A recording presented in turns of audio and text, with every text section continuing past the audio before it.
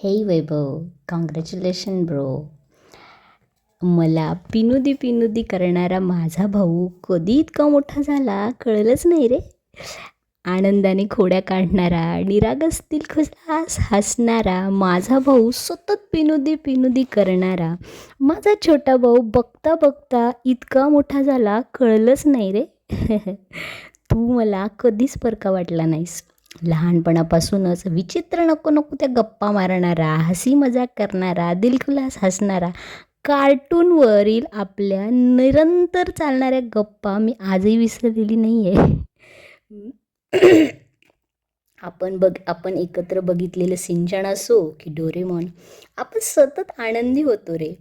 मस्त ते क्षण मी कधीच विसरू शकत नाही. तू केलेली ती पुरी पचाक देवाली गाणी आजही मला माझ्या मनाला खूप हसवून जातात. तू माझा सख्खा भाऊच राहिलास. वर्षातून एकदाच भेटी व्हायच्या रे आपल्या, पण आपण आयुष्यभराच्या आठवणी जमवल्या. तू, मी, गुरु, रुचा सगळे कसे आनंदी मस्त मजेत राहिलो, खूप खेळलो, खूप आणि कधीच भांडलो नाही यार. आपण कधीच म्हणजे सतत हसलो, मज्जा केली, मस्ती केली. अरे आपले भांडणं पण असे रुसवे फुगवे पण एवढे गोड होते ना, खूप छान. तू आणि मी मिळून रुचाचा काढलेल्या खोड्या असो की तिला चिडवणं असो, मी कधीच विसरू शकत नाही. खूप ते क्षण इतके छान आणि इतके सुंदर आहेत. तुझी ती निरागस हसणं, तुझी ती बचपनेवाली खूप हसवणारी गाणी आणि ते जोक्स कधीच विसरू शकत नाही.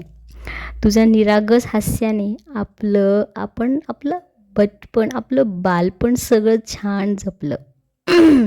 तू मला नेहमी आदराने आणि प्रेम दिलंस. आपण एकाच आईचे मुलं नसलो तरी आपले संस्कार आणि मन एकाच रक्ताच्या मायेनं गुंफलेलं होतं आणि आहे. आज माझा वैभव नव्या आयुष्याच्या दारात उभा आहे.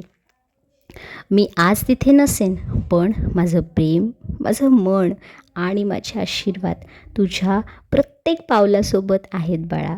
नेहमी आनंदी राहा बाळा, खूप खुश राहा, खूप खूप आशीर्वाद आणि लव यू ब्रो. आणि असाच तिला पण खूप आनंदी ठेव. तुझी पिनुदी तुझ्यासोबत कायम आहे.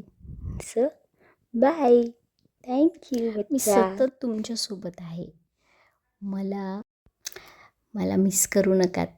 खूप खुश राहा, एन्जॉय करा आणि लवकरच भेटूयात. बाय.